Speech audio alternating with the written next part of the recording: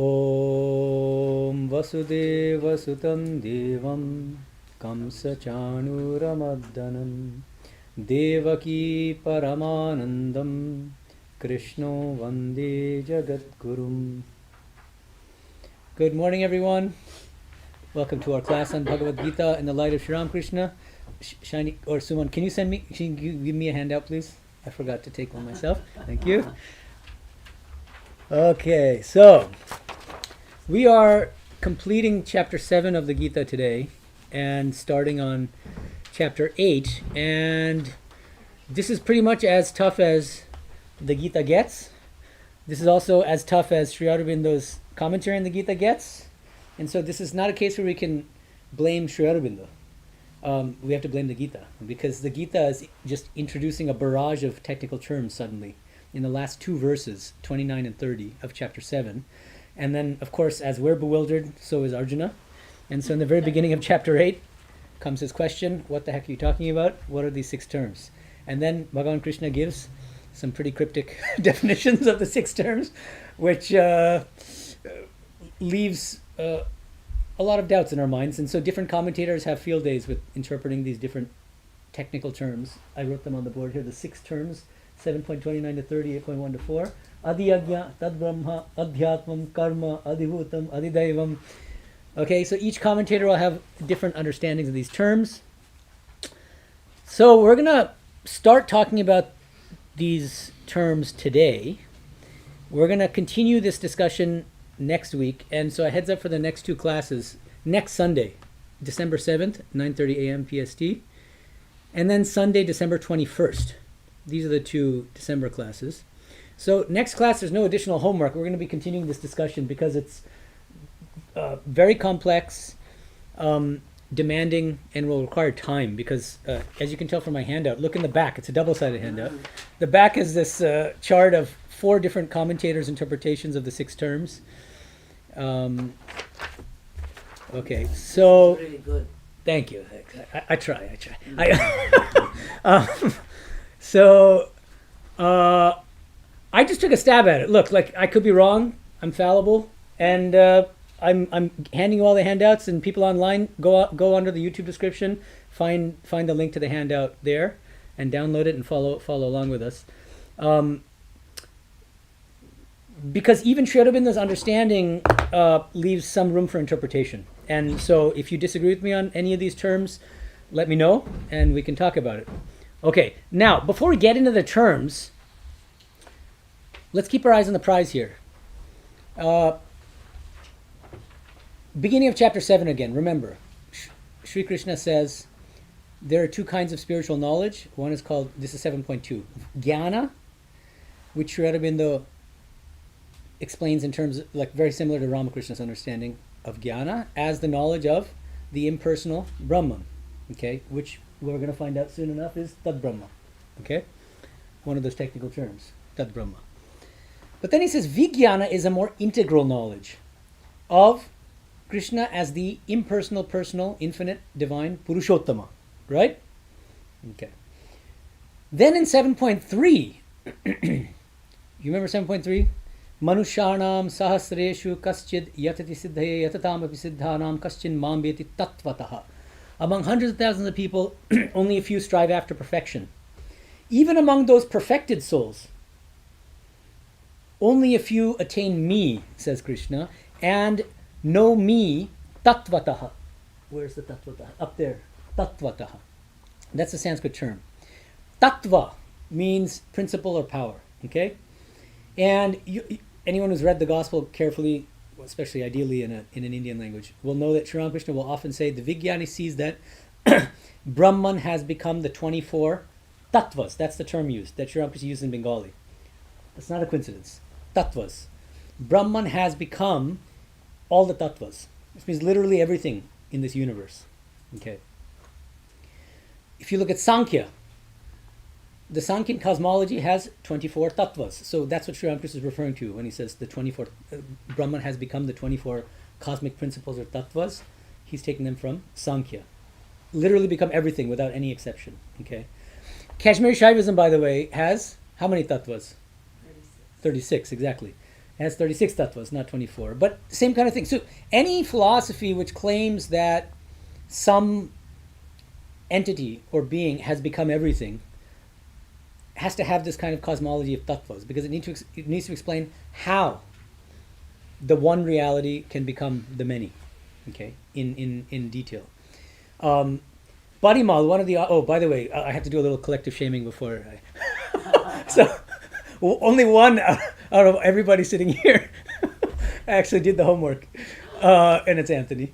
And eight online participants. And so the online people are... So anyway, but thank you to everybody online, especially... Oh yeah, well yeah, but are you online or are you in person? You're kind of both. So you're a Vijnani. So okay, so okay, so yes. What was I saying? Oh yeah. So I wanted to mention this. Parimal, one of these online participants, Parimal, he did a little venting in response to my question of I'm sure your heads are spinning. There's like question number 4.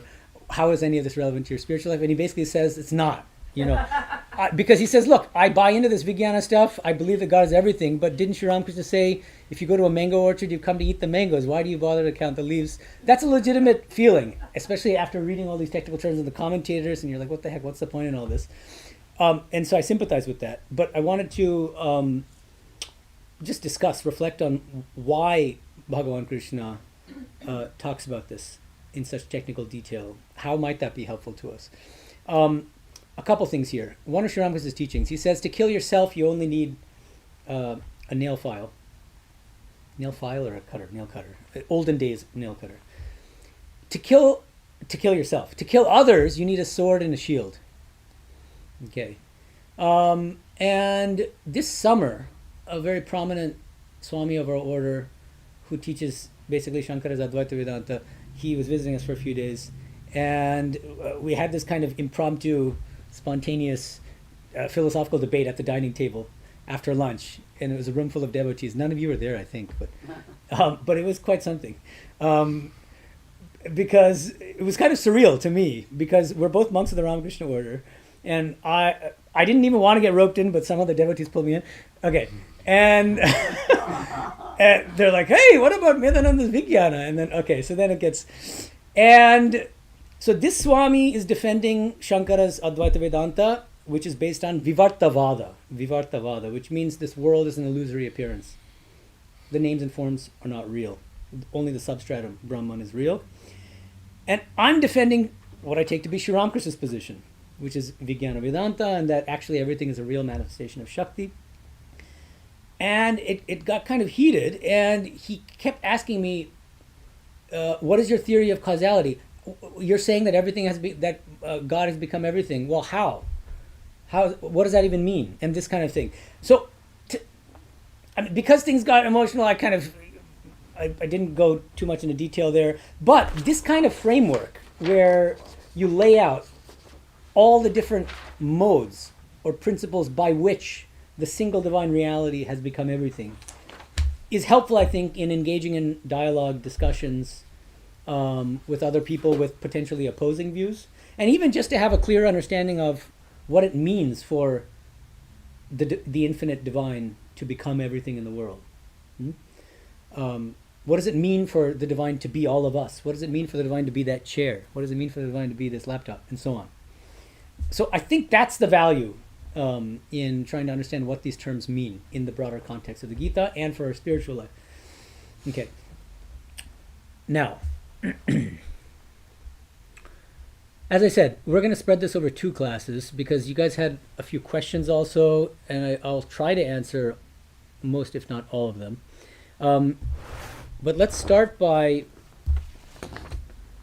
reading through these verses. So 7.29, you can open your apps or open your book, whatever. And please repeat after me. This is 7.29. In these 2 verses, Krishna introduces all 6 of the technical terms. Okay. Jara Marana, Mokshaya, Mam Ashritya, Yatantiye, Te Brahma, Tad Viduhu, Kritsnam Adhyatmam Karma Chakhilam. Let's read the next one too. Okay. 30. Sadi Bhutadi Daivam Mam Sadhi Yagyam Chaye Viduhu Prayana Kalepi Chamam Te Viduhu Yukta Chetasaha. Okay. So, 29, let's go back to 29. Those people who take refuge in me, Mam Ashritya, in order to what? To get moksha, liberation from jara and marana. Jara, old age, and marana, death. Te brahma tad viduhu kritsnam adhyatmam karma chakhilam. They come to know a few things. Now, 3 of the 6 technical terms are introduced in this verse. Brahma, tad Brahma, okay? They also get to know Kritsnam Adhyatmam, so the whole Adhyatmam, the whole of Adhyatmam, another technical term. And they get to know the whole of Akilam, of Karma. That's another technical term. It's used in a technical sense. So 3 technical terms are introduced in 7.29. And then in 30, we get the remaining 3 technical terms. So these are other things that they get to know. Sadi Bhutadi Daivam Mam. Adi Bhutam. And Adi Daivam. So now we've got 5 out of the 6. And Mam, Sadi Yagyam, they get to know Adi Yagyam, the first of the 6. Okay? Chayividuhu. So they get to know all 6 of these principles. Prayana kalepi chamam te viduhu yukta chetasaha. Now, having known all those principles, at the time of death, prayana kala, at the time of physical death, this is a theme that recurs throughout the Gita, that it's extremely important to think of God in your dying moments. Sri Ramakrishna will say the same thing, and he'll give the example of an elephant. And he says, an elephant can get dirty, right? And even after you bathe it, it might run off and get dirty again. But if you clean it off, put it in a stable and lock it in there, and then that locking is likened to physical death. Then the mind will be pure, you'll be thinking of God, and then you'll have a very good spiritual outcome after death. So there's something especially important. It seems to, this is just one thought I have about, I think it's just in general with Vedanta maybe. I think it's among spiritual achievements, Jivan Mukti is harder than, so there are a lot of people who don't necessarily get Jivan Mukti. They're sincere spiritual aspirants, they make a lot of spiritual progress, but they can't attain liberation while in the physical body. But but more people who are still very sincere or whatever, even though they don't get Jivan Mukti, at the time of death, if they can think of God, they still get liberation. That's why even the sweeper, what was the sweeper's name? What? No, the other one. There's another sweeper. I can't remember the name of it. Anyway, there's a sweeper, and Sri Ramakrishna assured the sweeper. Vrinda's one of them, but I think it's somebody else. But anyway, I thought it was a male. He said, at the time of death, I'll come for you, right? Sri Ramakrishna assured him, and he did. Same thing with Girish Ghosh's friend, Kalipada Ghosh, his Bohemian friend. At the time of, because Kalipada insisted, like, please, I want you to come with a lantern in your hand at the time of death. And so I think a lot of people fall in this category of you don't necessarily have liberation while in the physical body, but right at the time of death, God will give you liberation. Okay, so anyway, that was a bit of a tangent. Mm-hmm. Is this definitely saying that it's only for those who haven't gotten liberation? Or the way I took it was that if you know all these things and you have some liberation, even if you don't live it fully in your life at the time of death, you will still, that's where you will go no matter how you live it. I think this verse, that's why this was a tangent, what I just said. This verse I don't think says that these are people who have not attained Jivan Mukti. I think it includes both categories. It'll include people who have been sincere spiritual aspirants their whole life, trying to practice the sadhana, the Gita, and whatever, and then at the time of death, they think of the Purushottama, and then they realize. So not having Jivan Mukti. But it can easily include also people who attain liberation while in the body, and then at the time of death, naturally they're going to think of the Purushottama, because they're all in all, right? Yeah. But I guess I was making a more general point, that I think there are a lot of spiritual aspirants who make a lot of progress, but still stop short of Jivan Mukti. At the time of death, that's why it's so important for them at the time of death to think of God, because then they can attain liberation at that time. Manoj online says Rashik is the name of the Roshik, that's the one. Thank you. Exactly, the male sweeper, Rushik, R-A-S-I-K. Thank you. Very good. Okay, so as I said, Krishna, the moment he introduces these 6 technical terms, Arjuna gets confused, as we are, and so let's do this in the traditional way, and let's conclude the chapter. Om Tat Saditi Srimad Bhagavad Gita Su Upanishadsu Brahma Vidyayam Yoga Shastre Shri Krishna Arjuna Samvade Jnana Vijnana Yogo Nama Saptamodhyayaha. So now concludes the 7th chapter. It's the colophon at the end of, traditionally there's the end of each chapter, there's just a kind of a phrase, so that's what I was reading. And the chapter is called Jnana Vijnana Yoga. And now we are starting chapter 8, Atha Ashtamodhyayaha. And it begins with Arjuna, Arjuna Uvacha. So please repeat. I'm going to read straight through the first 4 verses of chapter 8. Okay? Okay. Kim tad brahma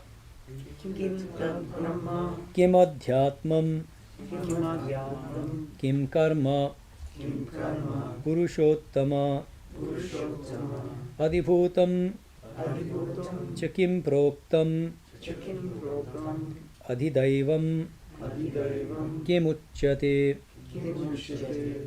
2. Adhiyagyaha Katham Kotra Dehesmin Madhusudana Prayanakale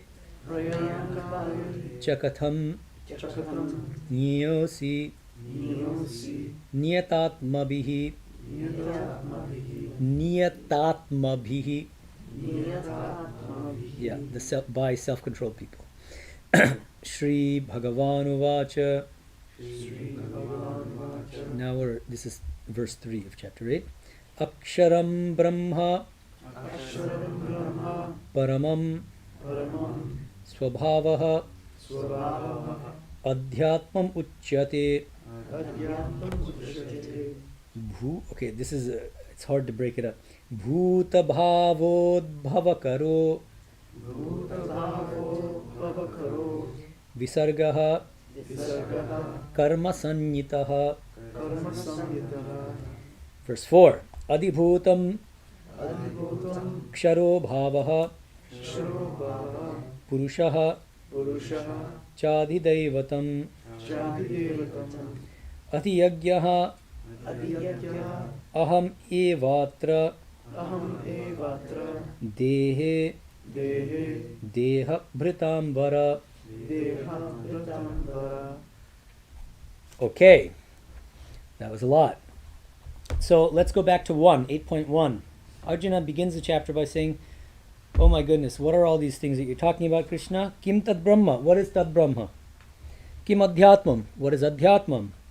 Kim karma? What is karma? And Gita asked, is it significant that he refers to Krishna here as Purushottama? He sometimes refers to him as Purushottama. And it might be that's it's not you who asked that question? Or somebody else maybe.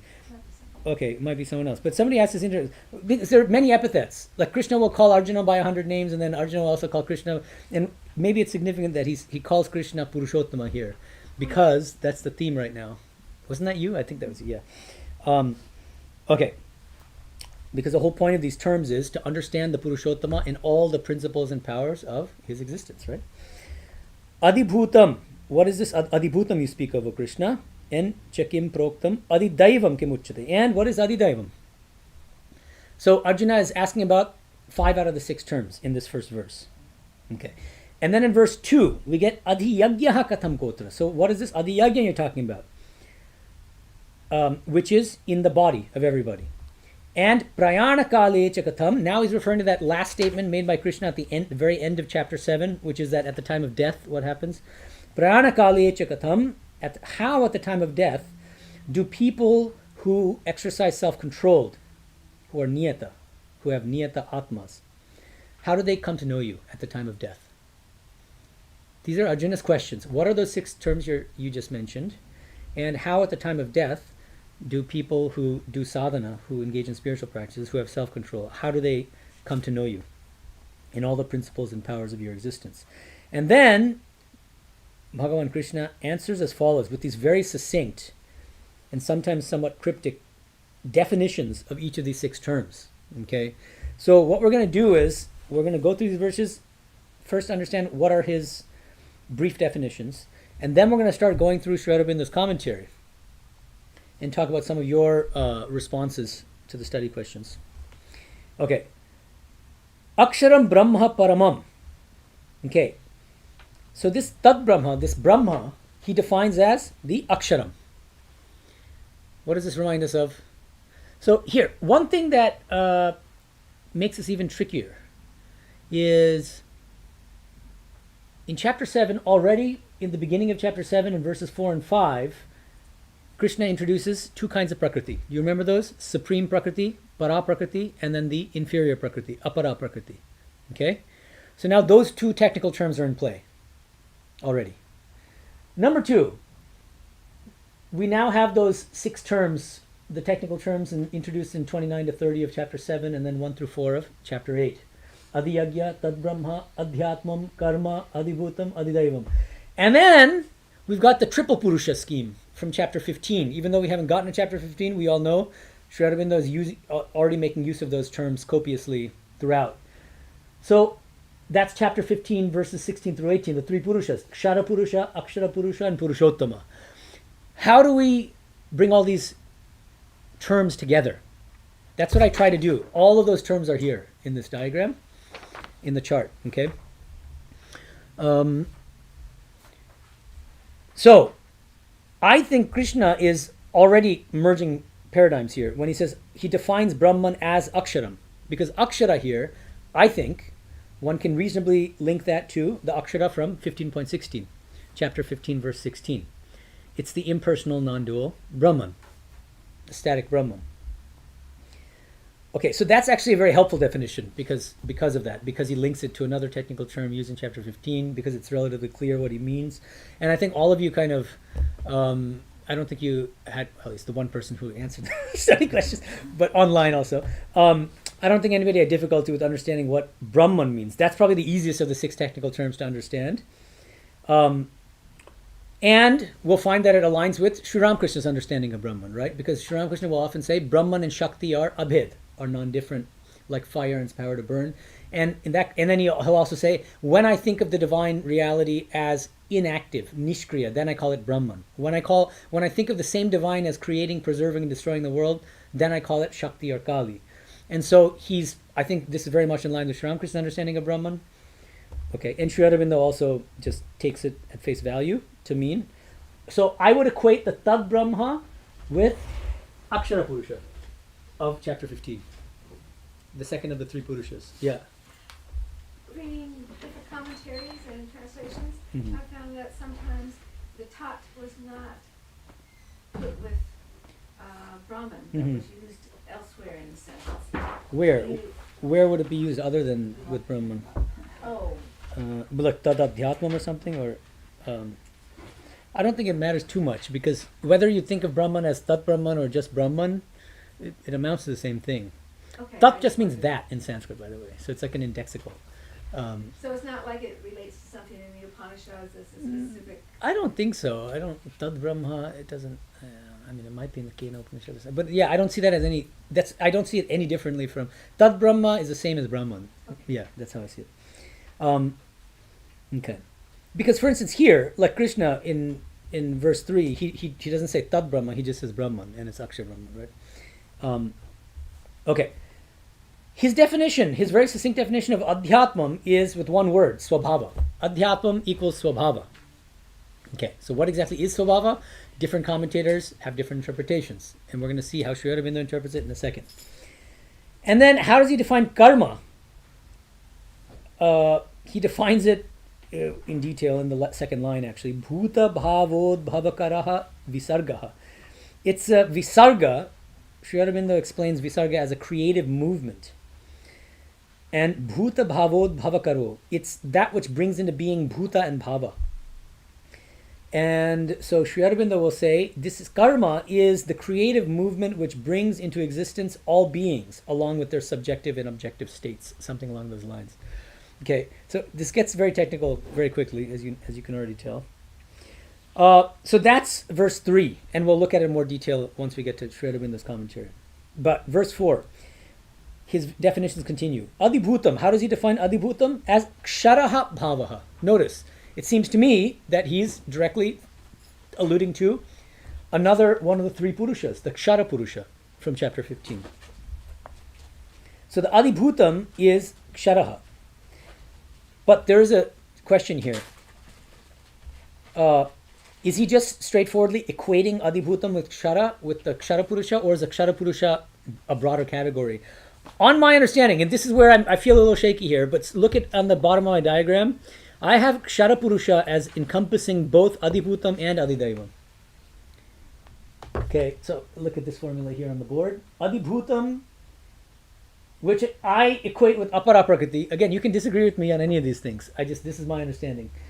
Adibhutam I take to be apara prakriti, the inferior prakriti, and adibhutam plus adidaivam equals kshara purusha from chapter 15. That's how I see it. Let's see. Let's hold off until we actually read what Sri Aurobindo says to decide whether I'm right or wrong about that. But that's how I understand it. Okay. Purushaha chadidevidam. So now he's defining adidaivam as in one word, purusha. Okay, as purusha. Now, which purusha and what's going on? That has so this is open to a lot of interpretations. I take this, that's why I think that both of these, so in this first line, both the terms adibhutam and adidaivam are both encompassed by kshara purusha. They're both different aspects, like the objective aspect of kshara purusha and so the objective aspect is adibhutam. And then the subjective aspect of the same kshara purusha is adidaivatam. That's my understanding. Okay. And then finally we get the biggest one of all, adiyagya. And he gives a very succinct definition. What is adiyagya? It's me, says Krishna. I am adiyagya. Not me, I mean Krishna. So Krishna is adiyagya, who resides in the bodies of all beings. Okay? So this is, I would say, the second easiest term for you guys. And I think nobody had... So I think the two terms out of the six that were the easiest to understand are Brahman, because it seems to just align with the Akshara Purusha, impersonal, non-dual Brahman, no problems. Adiyagya, most of you online, I'm thinking, and Anthony also, I think, everybody more or less agrees that Adiyagya here, because Krishna is saying it's me, we already know Krishna is the Purushottama, the impersonal, personal, divine. And so that's also pretty straightforward. But here's where some people, I think, at least I don't want to say you're wrong, I just think I have a different interpretation here. Some of you online, I think Patty, Max, maybe some other people, I think what you guys are trying to do is trying to find Shakti somewhere in those six terms. And in my opinion, Shakti is not explicitly defined in any of those six terms. I think you'll only find Shakti as built into the Purushottama. So you can find it in Adiyagya as the Shakti aspect of the Purushottama, of Adiyagya. So if Adiyagya is Purushottama, the Purushottama is a combination of Tad Brahma and Para Prakriti. So to me, we need to bring in this concept of Para Prakriti from 7.4 and 5. Okay?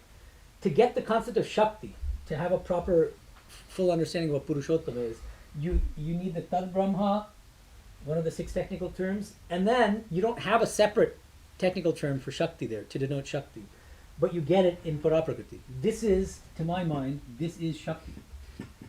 This is what Sri Ramakrishna calls Shakti. And again, you can disagree with me, but this is how I take it. Okay.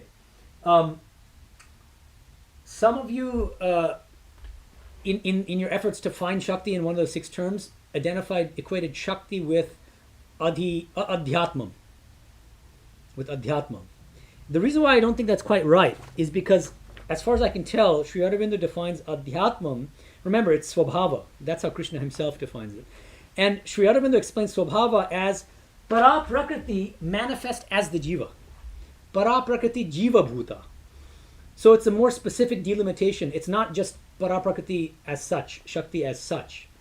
Adhyatmam is para prakriti in the form of the jiva. Are you following? This is getting, but okay. Yeah. But to make things even more complicated, now we have to go to the bottom of the board here. From having read this Sri Aurobindo's commentary several times, it seems to me that what Sri Aurobindo is doing, and I hope the first paragraph of the chapter that we read for today will also bear out what I'm saying here.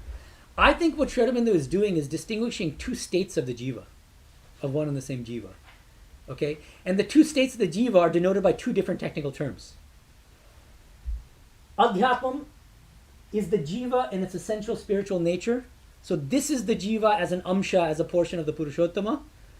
Each of us is that in our deeper spiritual nature. But we're confused because we identify with ego, we identify with the body-mind complex, with apara prakriti.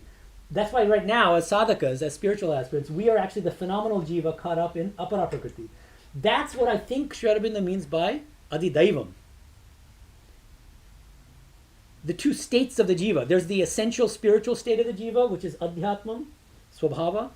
And then there is ordinary us. Right? Why is it that we don't feel like we're children of God, and that why aren't we full of love for God? That's because we're stuck as phenomenal jivas right now, caught up in the workings of apara prakriti, the inferior nature. We're deluded by maya, of the three gunas. Okay. So, now, with all that in the background, let's start to, yeah, I thought with this, I was pleased to see yeah, that I thought you were saying, and I agree with this, that everything on the list is Shakti except for Top Brahman. oh, well, yeah, in that sense, but yeah, so everything is Brahman, the table is Brahman, and But but you have to have a separate concept for Shakti as such, separate from her manifestations, in order to understand how everything can be Shakti. Do you see what I mean? See, we need to have it's like Sri Ramakrishna says, Brahman and Shakti are inseparable, and then he says, everything in this world, all 24 cosmic principles are nothing but manifestations of Shakti, right? And so what I see being explained in terms of the 6 technical terms are, on the one hand, we have the impersonal Brahman, which is support of everything. And everything else are just different manifestations of Shakti. And then the Purushottama. But what's missing is Shakti as such. I think that's why we need Paraprakriti from earlier in chapter 7 to supply that missing Shakti as such, who playfully manifests as Adhyatmam, as Adibhutam, as Adidaivam, as Karma, and so on, as literally everything. Wouldn't Shakti, though, just be Purushottama? It is. But the Purushottama is broader than just Shakti because it has Tad Brahma as its impersonal aspect. So does Shakti.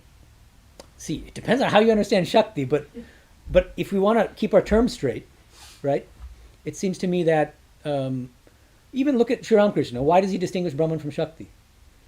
Because that's looking at it from that angle. So I would give the same answer to you. Always include Brahman. I'll say that's the whole point of it being inseparable, like fire inspired to burn. Right. But it still helps us to distinguish the dynamic and the static aspects of the same Purushottama. Do you see what I mean?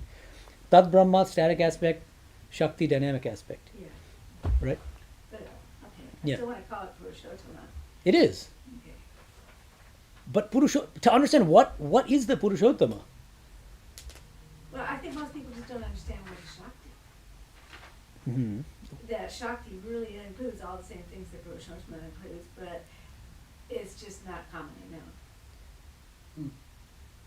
Yeah, maybe. But see, if you push that really far, you end up having to explain why does Sri Ramakrishna distinguish between Brahman and Shakti. When Brahman is inactive, I call it, when the divine is inactive, I call it Brahman. When it's creating, preserving, and destroying. You see what I mean? Because he experiences both. Yeah, but one he's defining in a slightly narrower way, right? Shakti is a dynamic aspect of the Purushottama. I think Brahman is in a narrower way because it's really taking away everything else and leaving only the pure consciousness. Do you think that when he says, when I think of the same divine as creating, preserving, destroying the world, I call it Shakti, do you think that he's understanding Shakti as including Brahman? Yes. How do you get that from that statement? because in order for Shakti to be the same thing, they both have that prominent, but then why? consciousness.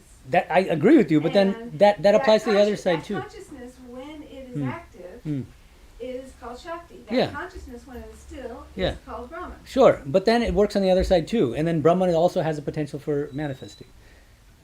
That's the whole point of Sri Ramakrishna saying, like fire and its power to burn.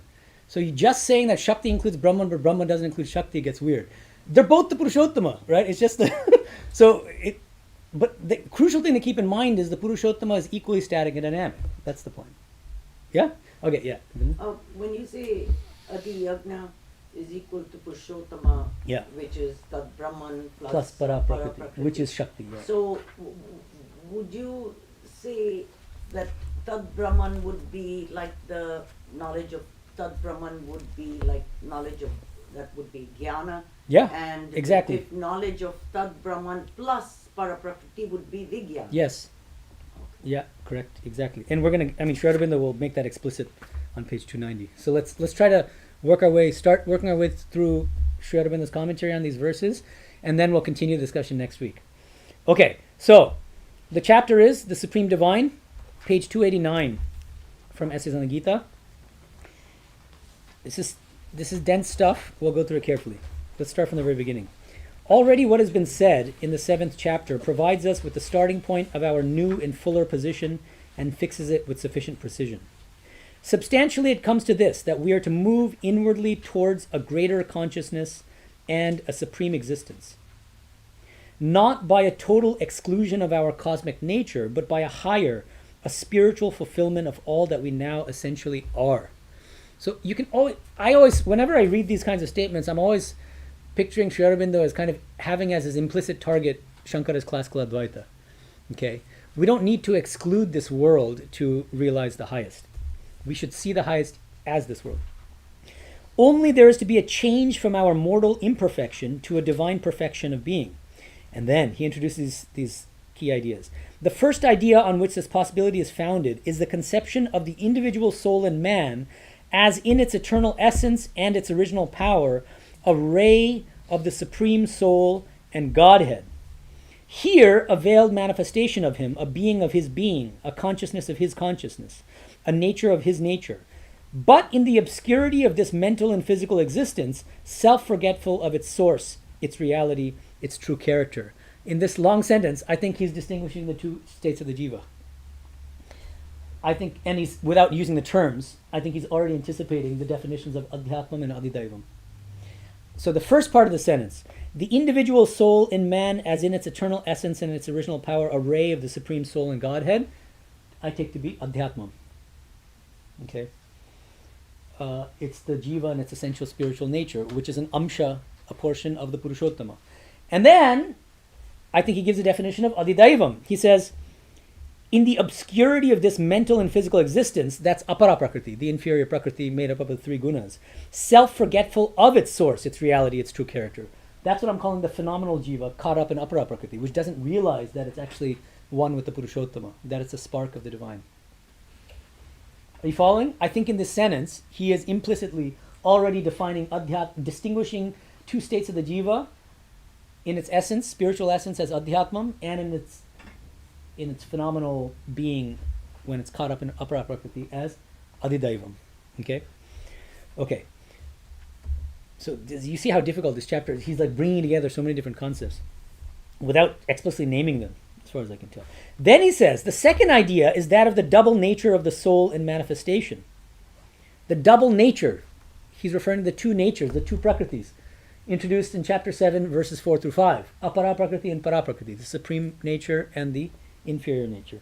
How do I know that? Because let's continue. He says, the original nature, this is what I take to be para prakriti, okay, which I take to be Shakti, in which it is one with its own true spiritual being, and the derived nature, apara prakriti, the inferior apara prakriti, in which it is subject to the confusions of egoism and ignorance. Okay? So the second idea is the distinction between the two prakritis, para prakriti and apara prakriti. Again, implicitly. And again, on my understanding, but I think that's what's happening. And then he says, the latter, has to be cast away. What is the latter? The confusions of egoism and ignorance. Apara prakriti, exactly. And you have to realize yourself, the jiva, as an amsha, as a manifestation of paraprakriti, of Shakti. The latter has to be cast away, and the spiritual has to be inwardly recovered, fulfilled, made dynamic, and active. You have to recover your true spiritual nature as a jiva, as a spiritual jiva, as swabhava. Is that how he's introducing Adhyatma? Yeah, exactly. Yeah. That, again, it's coming back to this, the jiva and its essential spiritual nature. Each of us is an instrument of the divine. We're just not conscious instruments of the divine. So I think that movement back from apara prakriti to realizing our true nature as the spiritual jiva is realizing that we're instruments of the divine. And then Sri Aurobindo says, through an inner self-fulfillment, the opening of a new status, our birth into a new power, we return to the nature of the spirit and re-become a portion of the Godhead. Notice, I think he's thinking of Adhyatma again. Jiva as a portion of the Purushottama. We realize ourselves as sparks of that divine Purushottama and re-become a portion of the Godhead from whom we have descended into this mortal figure of being. This is a very funny phrase, re-become. Re-become. It means we've always been that. We've never not been that, but we re-realize it. we realize what we've always been all along. That's the idea. Okay? Why does he use become rather than realize? Yeah, that's a good question. I think it's the same. It amounts to the same thing. Maybe it's because become is maybe from the subjective standpoint. We're moving from the standpoint of ignorance to the standpoint of knowledge. So it feels like we're becoming something that we weren't. But it really is just a matter of knowing what we were. Process? It's a process as a spiritual, from the standpoint of spiritual practice, from the subject. That's how I see it. Realization is in a point of time. Yeah, it's even like Brahmagyan, like when you attain the knowledge of Brahman. Actually, what Gita says in chapter 3 is we already have that knowledge within us. It's just a matter of manifesting that knowledge. But there are different manners of speaking, I think, depending on. It's interesting that you did that phraseology because on the next page you start describing it as three processes of becoming, which are actually more of an active process. Yeah. That's why I was thinking re-becoming is more about, from the standpoint of a spiritual aspirant.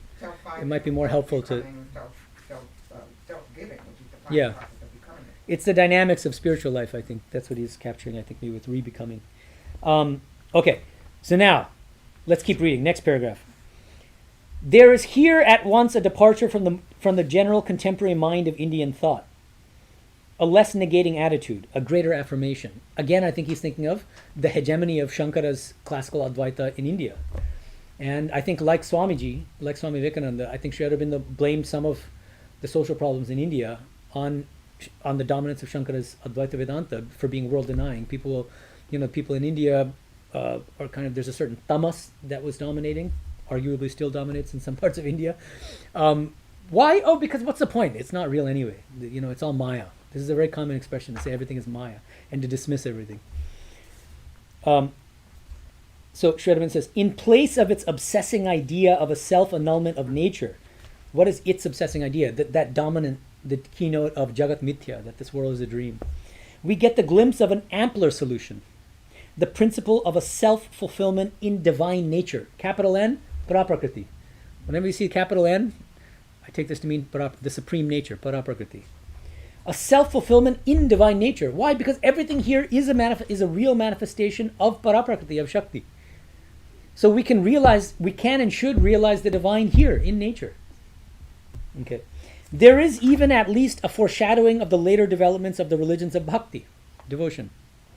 Our first experience of what is beyond our normal status, concealed behind the egoistic being in which we live, is still for the Gita the calm of a vast, impersonal, immutable self, in whose equality and oneness we lose our petty, egoistic personality, and cast off in its tranquil purity all our narrow motives of desire and passion.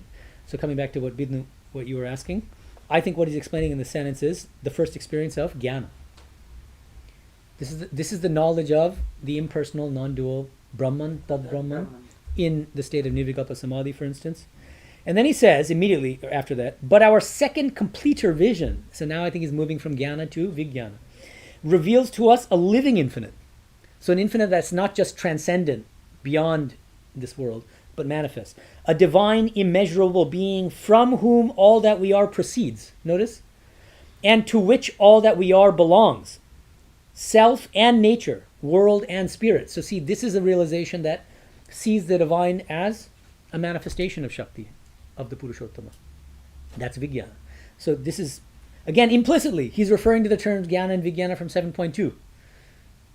Okay? Then he says, when we are one with him in self and spirit, we do not lose ourselves, but rather recover our true selves in him, poised in the supremacy of this infinite. What is this true self? I think it's the Adhyatmam. It's what we are in our deeper spiritual essence as the jiva, as an instrument of the divine, as a conscious instrument of the divine. Okay. And this is done at one and the same time by 3 simultaneous movements. Okay, so all of this is like very high altitude stuff, these extraordinary spiritual realizations. How is it relevant to us as spiritual aspirants? He goes on to explain. We should practice a kind of Vijnana sadhana. What is the Vijnana sadhana? It's comprised of 3 main yogas: Karma Yoga, Bhakti Yoga, and Jnana Yoga. And he explains each one in turn. He says, so the 3 simultaneous, and it's not like sequential. Shankara will say, do Karma Yoga and Bhakti Yoga so long as you have impure minds, and then stop doing that once you have a pure mind, and just practice the path of knowledge. Sri Aurobindo says, what the Gita actually teaches is the simultaneous practice of all 3 of these yogas at the same time. Karma Yoga, Bhakti Yoga, and Jnana Yoga. Okay? First, an integral self-finding through works, founded in his and our spiritual nature. That's Karma Yoga, obviously. Integral self-finding through works. That means do everything as a sacrifice to the Purushottama or as an offering to the Purushottama. 2, an integral self-becoming through knowledge of the divine being in whom all exists and who is all. What is that? That's Jnana Yoga. But this is not Shankara's Jnana Yoga. This is a Jnana Yoga which is grounded in this Vijnana framework. You're realizing that the one divine Purushottama has become everything and is both the impersonal and Shakti. Okay, the personal Shakti. And then he says, and most sovereign and decisive movement of all, this is the culmination of all these practices, it's Bhakti Yoga. An integral self-giving through love and devotion. You just surrender completely to the divine. Of our whole being, to this all and this supreme, attracted to the master of our works, to the inhabitant of our hearts, to the continent of all our conscious existence. To him who is the source of all that we are, we give all that we are. Total self-surrender. And I think he's thinking implicitly of 18.66, I believe it's. Sarva dharman parityajya mam ekam sharanam vraja. Having abandoned all other dharmas, just take refuge in me, says Krishna, and I'll take care of everything, and I'll free you from all sins. This is, most commentators, Shankara has issues here because it's such a bhakti-oriented verse, chapter 18:66. But most commentators say this is the culmination of the entire Gita. It should culminate in total surrender. It's like Sri Ramakrishna's example of the bird on the mast of a ship who gets curious and tired just sitting there, and so it starts flying in one direction for a long time, and then it sees nothing, and then its wings get tired. It flies all the way back to the mast, and then it goes to the east, and then the same thing, and then finally it just settles down on the mast, and it says, I don't need to go anywhere. I'm perfectly happy where I am with the divine. So the total surrender of your entire being, that's the culmination of the Gita. I think that's what he's thinking of here. Because you'll see it when you look at his interpretation of those verses in chapter 18, he comes back to this keynote. It's total self-surrender. Body, mind, and soul. Then he says, our persistent consecration turns into knowledge of him all our knowing, and into light of his power all our action. This is beautiful. What is he saying? So when we give ourselves to the divine, all our knowing, so anything that we know, becomes knowledge of God. And then all our action becomes the light of his power. Right? Because Shakti is dynamic. And we realize through every one of our actions that it's Shakti working through us and that we're serving God through our actions. And then he says, the passion of love in our self-giving carries us up to him and opens the mystery of his deepest heart of being. Love completes the triple chord of the sacrifice, perfects the triune key of the highest secret, Uttamam Rahasyam. What's the triune key? The 3 gods. Purushottam. I don't think it's the 3 gods. What? Anyone else want to take a stab? What's the triune key of the highest secret? Well, triune means 3. I'm asking what the 3 things are. Triune means 3. Isn't it what you just said? I think so. The 3 yogas. Yeah. I think he's saying Karma Yoga, Bhakti Yoga, and Jnana Yoga. Okay? The key to what the key here means, this is the means to realizing the Purushottama. You have to combine Karma Yoga with Bhakti Yoga and Jnana Yoga. That's how I understand that triune key. That's the highest secret. And then you attain Vijnana that way. Yeah? Okay. Now we get into so this is all prelude to his definitions of the technical terms. Okay, so now let's get into it. So the bottom of page 290. An integral knowledge in our self-giving is the first condition of its effective force. This is Vijnana, right? So, and therefore we have first of all to know this Purusha, this Purushottama, in all the powers and principles of his divine existence. Tattvataha. That's a term used in 7.3, which I explained to you earlier, right? In the whole harmony of it, in its eternal essence and living process. This is, I think, the simplest way for anybody whose heads are spinning. What's the point in all these technical terms? These 6 technical terms are the different principles and powers of the existence of the one divine Purushottama.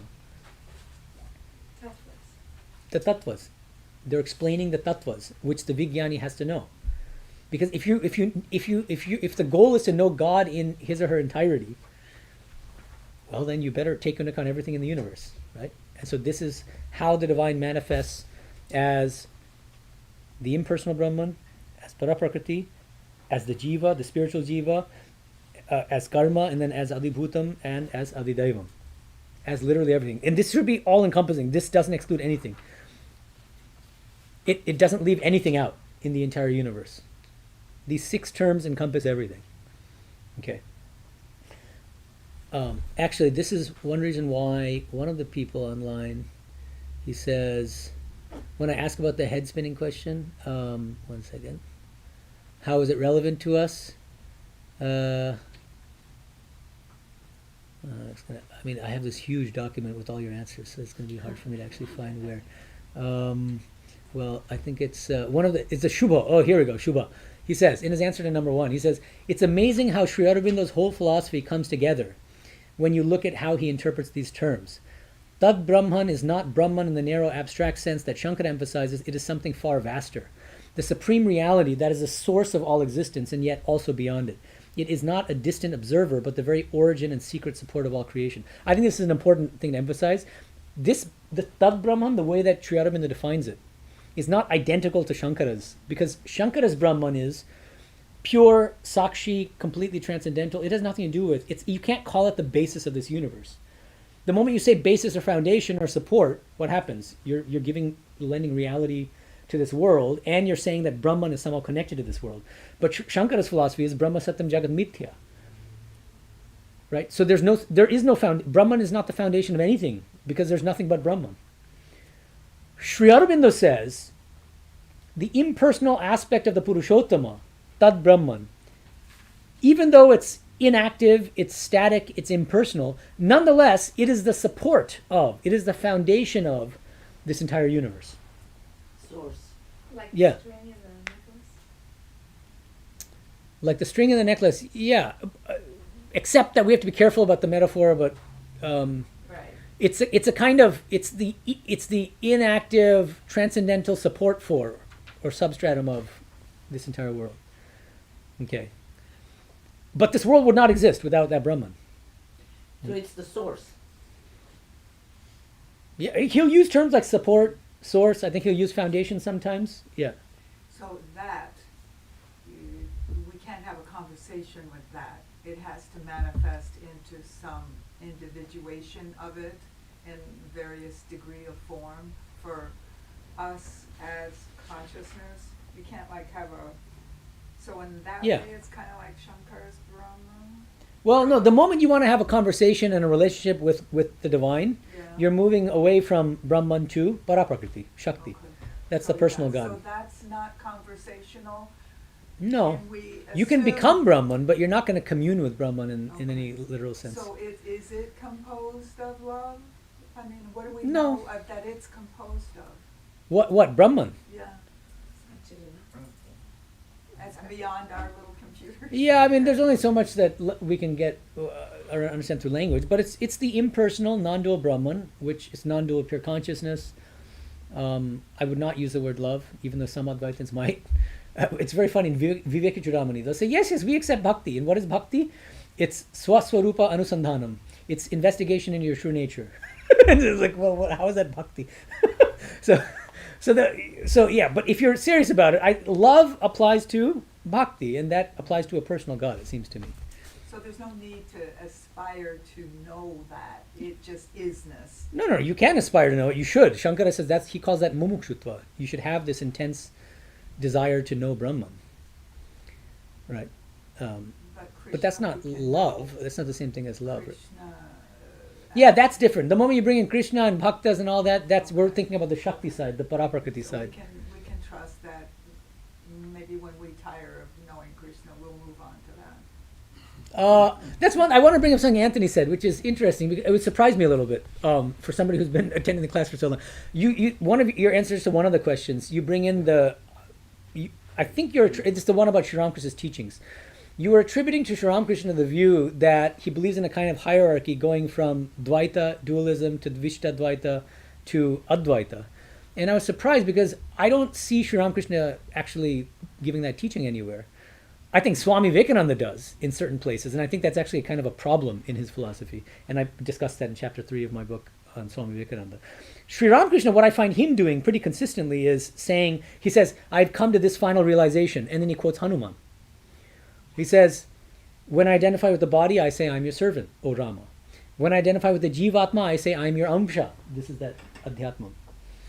And when I identify with the Paramatma, the Supreme Self, then I say, I am you, you are me, O Rama. And he's not actually bringing in a hierarchy here. I think that, so I wouldn't see them necessarily as progressive stages. I see Sri Ramakrishna as affirming the equal status, the equal value of all of these different ways of relating to one and the same divine Purushottama. And that's the whole purpose of this whole framework of Tad Brahman, Paraprakriti, Brahman and Shakti being different aspects, the static and dynamic aspects of the same Purushottama. Because the moment you accept that the Purushottama, that the divine, the one infinite divine, has both impersonal and personal aspects, then bhakti no longer has to be on a lower footing. This dualistic kind of relationship, it's not even dualistic, right? Because there's nothing but God. That's the Vijnani's realization. But Shakti is real. It's fully real, like fire and its power to burn. You can't. That's not Shankara's philosophy. We're exiting from Shankara's philosophy here. The moment you bring in hierarchies, the moment you accept more Shankara's framework rather than Sri Ramakrishna's Vijnana Vedanta. Does that make sense, or am I misunderstanding what you're saying? It does, but what I meant was you have to factor it all in ultimately. If you're at a certain place, it's fine. You can be realized within that place. But ultimately, don't you have to have?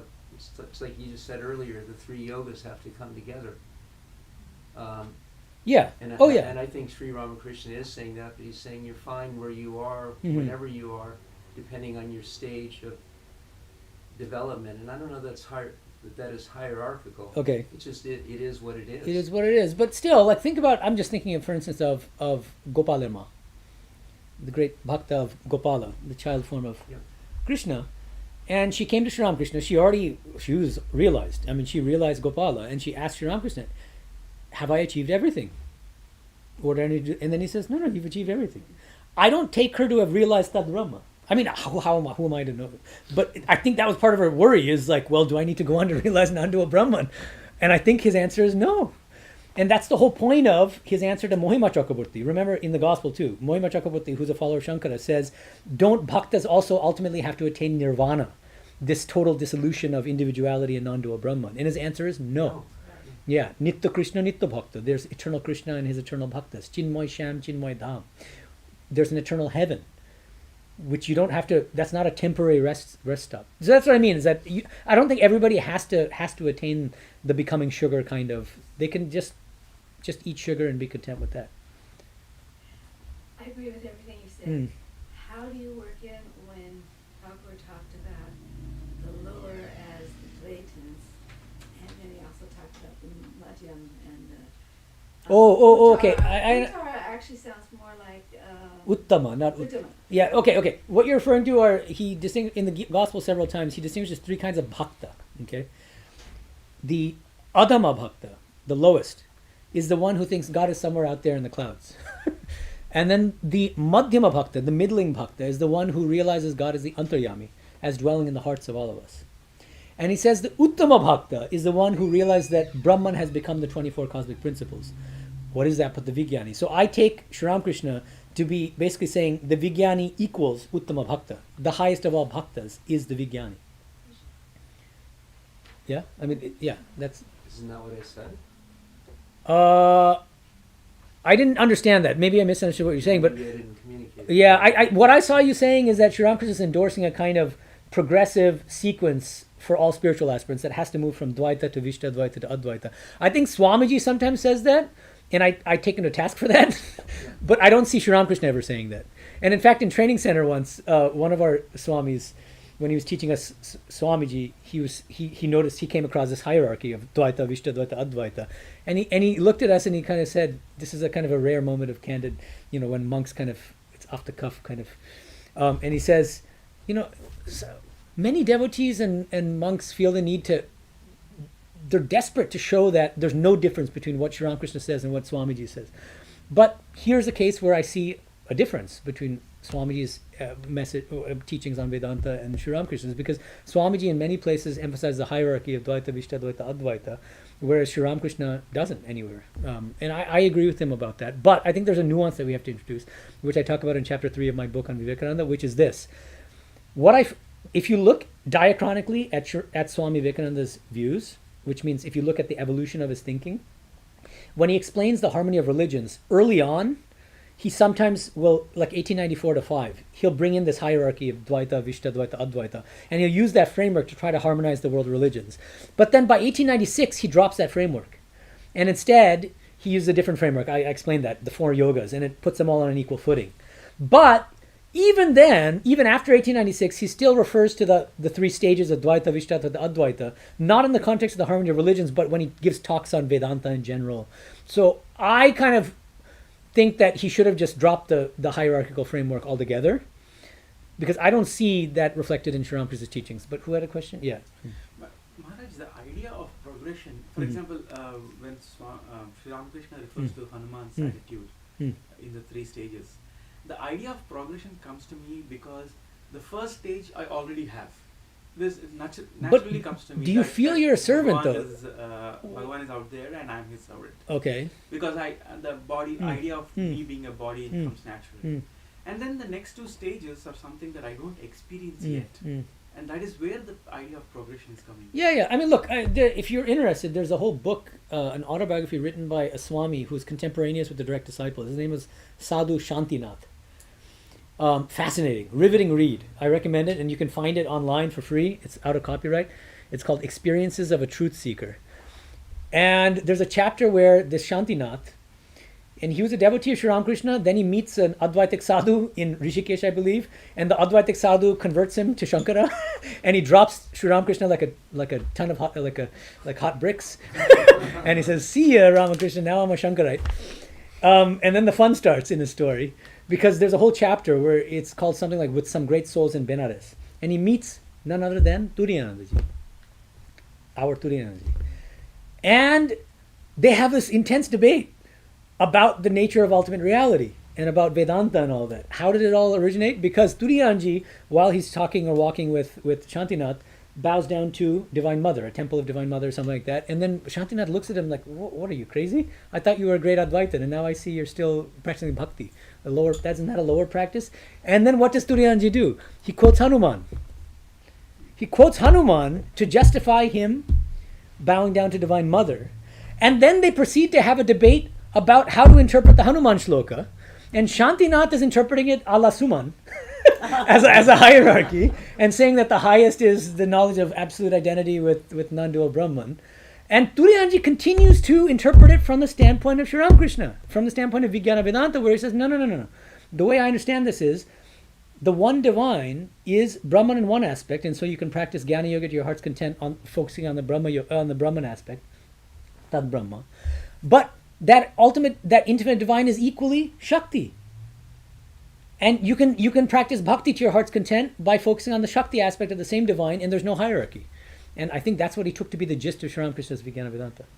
Swami, isn't it what Hanuman, and it's so interesting, Sri Ramakrishna started his first entering when he was at the temple, was experiencing Hanuman, and he ends with Hanuman, it's because he was so much about it's all available. It's not about, and Hanuman is not saying progress.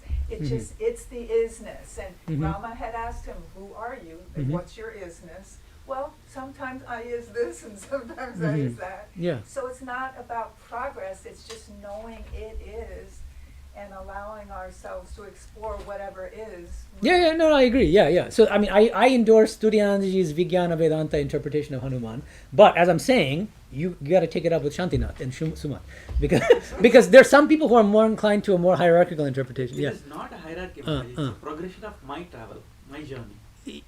Only yours or everybody's? Are you imposing it on everybody? I can speak to myself. Okay, but Shantinath is saying that's true for everybody. That's what I'm saying. The true Orthodox classical Advaitins will use this as a framework for everybody and say, you guys are fine. Tapasanji, that's why he has a section called Patronizing Attitude of Advaita Vedanta, because the Advaitins are at the peak of Mount Everest looking down at the base camp and saying, you bhaktas are good.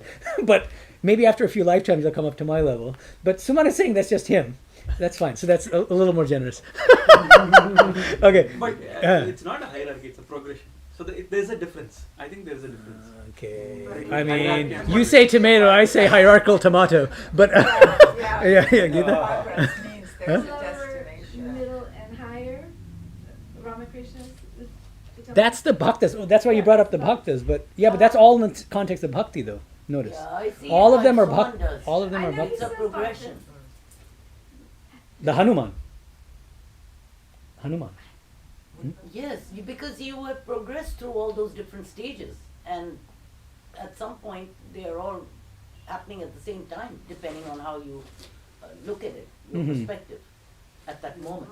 The way I see it is, for some people, for some spiritual aspirants, it might take that sequence. It might assume those stages. It'll go from Dvaita to Vishtadvaita to Advaita. But for others, Bhuteshanji, he was asked this. He says, can't we interpret Ramakrishna's teachings as endorsing this hierarchy of Dvaita, Vishtadvaita, Advaita, a ladder going from dualism to, and then he says, yeah, you can do that. But then he says, a ladder is the easiest thing to flip upside down.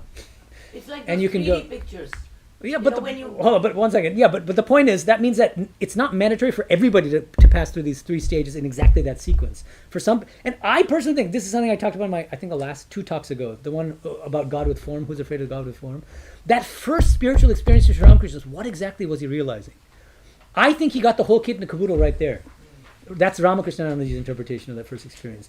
Not that he had to first he realized God as personal, Dvaita, Vishtadvaita, and then he goes to Tutapuri, and then he gets the Advaitic, and then he gets Vijnana. I don't see that. That very first thing, this waves of consciousness engulfed him. That was the whole thing. That was the impersonal, personal, infinite, divine. That's not including the nirguna. Why? Waves of How do you know? consciousness. Why not? Because the nirguna is just pure consciousness. It's no waves. There's no description. There's No, but remember, anything else. yeah, but why are you assuming that? See, from his description, I think you can easily take it to be that he's realizing both.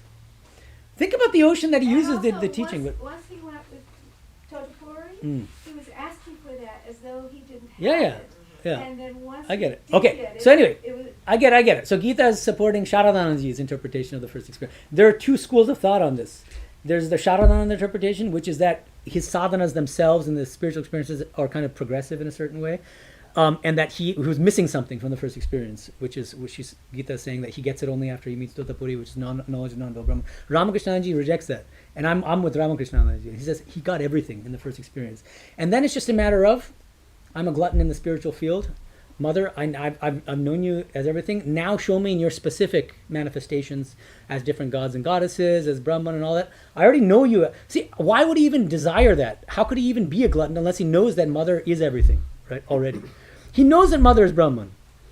That's why he then turns around and becomes Totapuri's guru, right? I mean, the whole thing is just his play. He is Mother, right? There's no distinction between Ramakrishna and Mother at the end of the day. So I see that first experience as the knowledge of the impersonal, personal, infinite Purushottama, manifesting as everything, and then the rest of it is just his play, and realizing different aspects and forms of the Divine Mother he's already realized from the outside, in which he already is. Okay? I All never right. got my 3, that I- was his question out. I know, but that's next week. Please come, because I have a Sunday talk in 20 minutes. Okay, so next Sunday, 7th of December, we'll continue our discussion. I haven't even got to any of your questions. We'll try to do a lot of things and look at other interpretations, Tapasanji's, Shankara's, Ramanuja's. Okay, there's a lot left. Oh, so no extra homework. Om Shanti Shanti Shanti Harihi Om Tat Sat Sri Ramakrishna Arpanamastu. Alright. Some kind of allergy or something because do I sound different or is it the normal voice? No, you sound fine. Found